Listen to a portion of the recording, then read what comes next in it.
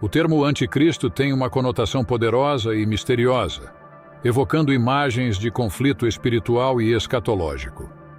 Na teologia cristã, o anticristo é uma figura que se opõe a Cristo, cuja presença e atividade são profetizadas em várias passagens bíblicas, especialmente nas epístolas de João e no livro do Apocalipse. Entender quem ou o que é o anticristo requer uma exploração cuidadosa das Escrituras e das interpretações teológicas ao longo dos séculos. Para muitos cristãos, o conceito do anticristo remonta às palavras do apóstolo João em suas epístolas. Em 1 João 2,18, João escreve: Filhinhos, esta é a última hora, e conforme ouvistes que vem o anticristo, já muitos anticristos têm surgido, pelo que conhecemos que é a última hora. Essa passagem sugere que o anticristo não é apenas uma figura futura, mas também um fenômeno presente na época em que João escreveu. João continua a descrever o anticristo como alguém que nega a Jesus como o Cristo, 1 João 2,22, e como o Filho de Deus, 1 João 4,3. Além das epístolas de João, o conceito do anticristo é ampliado e elaborado no livro do Apocalipse, atribuído ao apóstolo João. O Apocalipse é conhecido por sua linguagem simbólica e imagens apocalípticas que descrevem o fim dos tempos e o triunfo final de Cristo sobre as forças do mal. No Apocalipse, o anticristo é frequentemente associado a uma figura chamada a Besta, que emerge do mar e exerce autoridade sobre a terra. Apocalipse 13, 1-10. Essa besta é descrita como tendo blasfêmia contra Deus e fazendo guerra contra os santos. A interpretação do anticristo não se limita apenas às passagens específicas mencionadas anteriormente. Muitos teólogos e estudiosos ao longo dos séculos têm tentado discernir a identidade e o papel do anticristo com base em várias outras passagens bíblicas, bem como eventos históricos e contextos contemporâneos. Algumas teorias interpretativas veem o anticristo como uma figura individual que ainda está por vir, enquanto outras interpretam o anticristo como um símbolo de forças espirituais do mal que estão ativas ao longo da história da humanidade. Houve muitas tentativas ao longo da história de identificar o anticristo com figuras históricas ou contemporâneas. Por exemplo, durante os primeiros séculos do cristianismo, figuras como Nero e outros líderes romanos foram considerados candidatos possíveis ao título de anticristo devido à sua perseguição aos cristãos e sua oposição à fé cristã. No contexto moderno, as interpretações sobre a identidade do anticristo frequentemente se adaptaram às preocupações e ansiedades contemporâneas. Por exemplo, durante a Segunda Guerra Mundial, Adolf Hitler foi amplamente considerado por alguns como um candidato ao anticristo, devido à sua liderança tirânica e à perseguição dos judeus. No entanto, é importante notar que tais identificações são altamente especulativas e frequentemente baseadas em interpretações seletivas das Escrituras e eventos históricos. Além das tentativas de identificar o anticristo como uma figura individual, também existem interpretações que veem o anticristo como um símbolo de forças espirituais do mal que estão ativas no mundo. Essas interpretações enfatizam a natureza universal e contínua da oposição ao Evangelho e aos ensinamentos de Cristo. Nesse sentido, o anticristo não é uma figura específica, mas sim uma manifestação do pecado e da rebelião contra Deus, que ocorre em vários momentos e contextos ao longo da história. Independentemente da interpretação específica, a figura do anticristo serve como um lembrete poderoso para os cristãos sobre a realidade do mal e da oposição espiritual que enfrentam. O anticristo representa a encarnação suprema da rebelião contra Deus e seus propósitos redentores para a humanidade.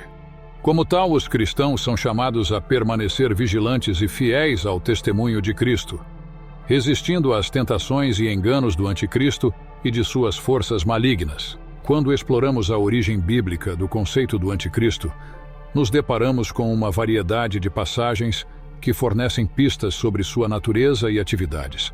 Embora a palavra anticristo em si seja encontrada apenas nas epístolas de João, Há outras passagens bíblicas que oferecem insights significativos sobre essa figura e seu papel no contexto escatológico. Uma das passagens-chave que contribuem para a compreensão do Anticristo é encontrada na segunda epístola de Paulo aos Tessalonicenses. Em 2 Tessalonicenses 2:3-4, Paulo escreve: "Ninguém de nenhum modo vos engane, porque isto não acontecerá sem que primeiro venha a apostasia, e seja revelado o homem da iniquidade, o filho da perdição, o qual se opõe e se levanta contra tudo que se chama Deus ou é objeto de culto, a ponto de assentar-se no santuário de Deus, ostentando-se como se fosse o próprio Deus." Essa passagem descreve uma figura conhecida como o homem da iniquidade, ou o filho da perdição, que se opõe e se exalta acima de tudo que é chamado Deus. Embora esse texto não use explicitamente o termo anticristo, muitos estudiosos o interpretam como uma referência ao mesmo fenômeno escatológico. Essa figura é caracterizada por sua arrogância, sua oposição a Deus e seu desejo de ser adorado como divino. Outra passagem importante que contribui para a compreensão do Anticristo é encontrada no livro do Apocalipse, especificamente no capítulo 13. Nesse capítulo, é introduzida uma figura conhecida como a besta, que emerge do mar e exerce autoridade sobre a terra. A besta é descrita como tendo 7 cabeças e 10 chifres, com blasfêmias escritas sobre ela.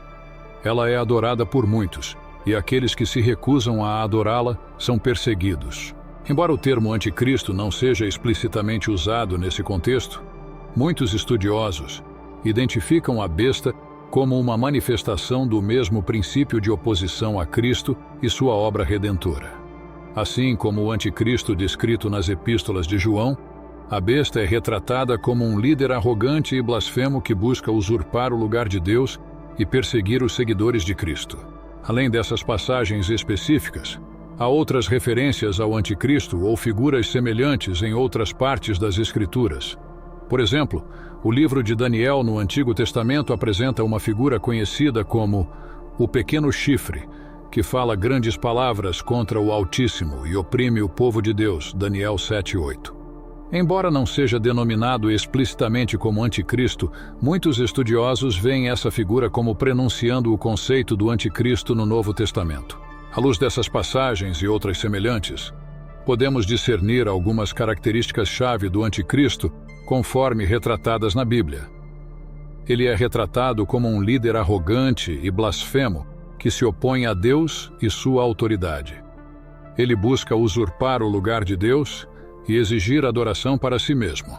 Ele também é associado à perseguição dos seguidores de Cristo e à promoção da apostasia e da rebelião espiritual. É importante reconhecer que as interpretações do anticristo podem variar entre as tradições teológicas e os estudiosos individuais. Algumas interpretações enfatizam a natureza literal dessas descrições e veem o anticristo como uma figura histórica ou futura que literalmente cumprirá essas profecias. Outras interpretações adotam uma abordagem mais simbólica e veem o anticristo como uma representação de forças espirituais do mal que estão ativas em todos os momentos da história humana.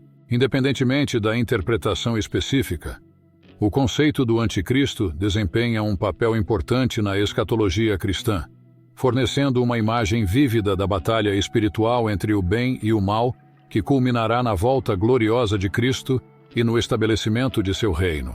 A ideia dos sinais do anticristo é uma parte crucial da escatologia cristã, que se baseia nas profecias bíblicas sobre os eventos que precederão o fim dos tempos.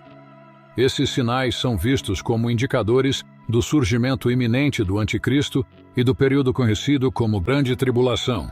Um dos sinais mais proeminentes associados ao anticristo é a ocorrência de falsos milagres e sinais enganosos. Jesus advertiu seus seguidores sobre isso em Mateus 24:24, onde ele disse: "Porque surgirão falsos cristos e falsos profetas, operando grandes sinais e prodígios para enganar, se possível, os próprios eleitos." Esses falsos milagres são vistos como uma tentativa de enganar os crentes e levar as pessoas a seguirem o anticristo. Além dos falsos milagres, outro sinal associado ao anticristo é a disseminação de engano espiritual e apostasia. Em 2 Tessalonicenses 2:3, Paulo escreve sobre uma apostasia que precederá a revelação do homem da iniquidade.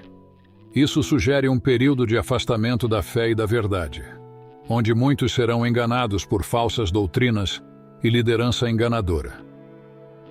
Esse clima de engano espiritual cria as condições para o surgimento do anticristo e seu controle sobre as massas. Além disso, os sinais do anticristo incluem a perseguição dos seguidores de Cristo. Em Apocalipse 13:7, é dito que a besta fará guerra contra os santos e os vencerá. Isso indica um período de tribulação e perseguição para aqueles que se recusam a adorar o anticristo e permanecem fiéis a Cristo. Essa perseguição é vista como uma prova da autenticidade da fé e como um teste para os crentes durante os tempos difíceis que precedem o retorno de Cristo. Outro sinal importante do anticristo é a promoção da desordem e do caos político e social. Em Daniel 7:25, é profetizado que o pequeno chifre, visto por muitos como uma figura precursora do anticristo, proferirá palavras contra o Altíssimo, perseguirá os santos do Altíssimo e cuidará em mudar os tempos e a lei. Isso sugere uma tentativa de usurpar a autoridade divina e estabelecer um sistema de governo baseado na injustiça e na tirania. A instabilidade política e social que resulta desse governo corrupto é vista como um sinal do iminente aparecimento do anticristo. Além desses sinais específicos, muitas interpretações da escatologia cristã apontam para uma variedade de outros eventos e condições que precedem a revelação do anticristo. Isso pode incluir a intensificação dos conflitos geopolíticos, o aumento da violência e da injustiça, o enfraquecimento da moralidade e dos valores éticos e o avanço da tecnologia e da globalização que criam as condições para um governo mundial unificado sob o controle do anticristo. É importante notar que as interpretações dos sinais do anticristo podem variar significativamente entre as diferentes tradições teológicas e os estudiosos individuais. Algumas interpretações adotam uma abordagem mais literal e veem esses sinais como eventos específicos que ocorrerão no futuro antes da segunda vinda de Cristo. Outras interpretações adotam uma abordagem mais simbólica e veem esses sinais como expressões de princípios espirituais e tendências humanas que são atemporais e universais. Independentemente da interpretação específica, a ideia dos sinais do anticristo serve como um lembrete para os cristãos sobre a realidade da batalha espiritual em que estão envolvidos e a importância de permanecerem fiéis a Cristo mesmo durante os tempos difíceis que antecedem o retorno de Cristo e o estabelecimento de seu reino. Uma das áreas mais intrigantes e controversas dentro do estudo do anticristo é a especulação sobre sua identidade. Ao longo da história, inúmeras figuras foram propostas como candidatas ao papel do anticristo, e uma variedade de teorias emergiram para tentar identificá-lo. Essas teorias abrangem desde líderes históricos até figuras contemporâneas e até mesmo conceitos abstratos. Vamos explorar algumas dessas teorias e as figuras que foram sugeridas como o anticristo ao longo dos séculos. Uma das primeiras figuras a serem consideradas como possíveis anticristos foi o imperador romano Nero. Durante o primeiro século, quando as epístolas de João foram escritas, Nero era conhecido por sua brutalidade e perseguição aos cristãos. Muitos viam suas ações como uma manifestação do espírito do anticristo descrito nas Escrituras. Além disso, o nome Nero tem sido associado a várias interpretações numéricas, como a gematria, que resultam em valores que podem ser interpretados como significativos à luz das profecias apocalípticas. No século XX, figuras como Adolf Hitler foram amplamente consideradas como candidatos ao anticristo devido à sua liderança tirânica e aos horrores do regime nazista. Hitler promoveu uma ideologia racista e nacionalista que visava a supremacia ariana e o extermínio de grupos étnicos considerados inferiores.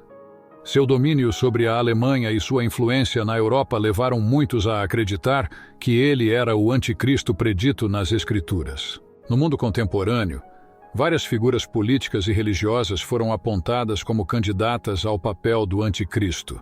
Por exemplo, Líderes mundiais e até mesmo figuras do mundo empresarial e tecnológico foram sugeridos como possíveis anticristos devido ao seu poder e influência global. Da mesma forma, líderes religiosos controversos e movimentos espirituais também foram vistos como manifestações do espírito do anticristo, especialmente quando promovem doutrinas heterodoxas ou contradizem os ensinamentos do cristianismo tradicional. À luz das escrituras sagradas, o destino final do anticristo está claramente delineado como sendo a condenação eterna e a derrota final diante de Cristo. Embora sua ascensão ao poder possa trazer sofrimento e tribulação para a humanidade durante o período de sua influência, a Bíblia afirma que sua autoridade e poder serão finalmente quebrados quando Cristo retornar em glória. O livro do Apocalipse descreve vividamente o destino do anticristo, identificado como a besta, que é lançado no lago de fogo junto com o falso profeta, outro agente maligno que o acompanha. Essa derrota final do anticristo é vista como o cumprimento das promessas de Deus, de que o mal será destruído e que Cristo triunfará sobre todos os seus inimigos. Essa verdade bíblica não apenas oferece consolo aos crentes, mas também os desafia a viverem vidas de fé e fidelidade em meio aos desafios e tribulações do mundo. Eles são chamados a resistir ao mal, permanecer firmes na verdade e proclamar o Evangelho de Cristo com ousadia e coragem, sabendo que sua esperança está firmemente ancorada na promessa do retorno triunfante de Cristo e na vitória final sobre o anticristo e todo o mal.